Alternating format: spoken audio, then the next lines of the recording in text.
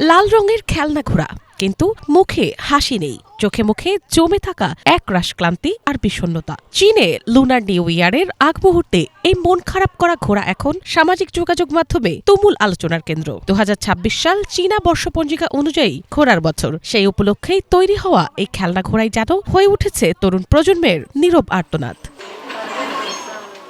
অদ্ভুত হলেও সত্যি, এই ঘোড়াটি এমন হওয়ার কথা ছিল না। পর্তুগালের একটি কারখানায় তৈরি করার সময় শ্রমিকের ভুলে হাসিমুখের সেলাই উল্টো হয়ে যায়। ফলে ঘোড়াটির মুখে ফুটে ওঠে করুণ এক অভিব্যক্তি। প্রথমে কারখানা কর্তৃপক্ষ ভেবেছিল ভুলে তৈরি হওয়া পণ্য ফেরত দিতে হবে, কিন্তু ইন্টারনেটে ছবি ছড়িয়ে পড়তেই দৃশ্যপট বদলে যায়।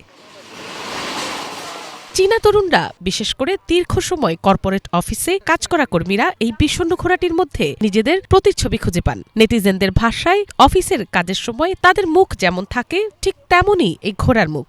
কেউ কেউ মজা করে বলছেন, হাসি মুখের ঘোড়া হলো ছুটির পরের চেহারা, আর এই কান্না করা ঘোড়া হলো কাজের সময়ের বাস্তবতা।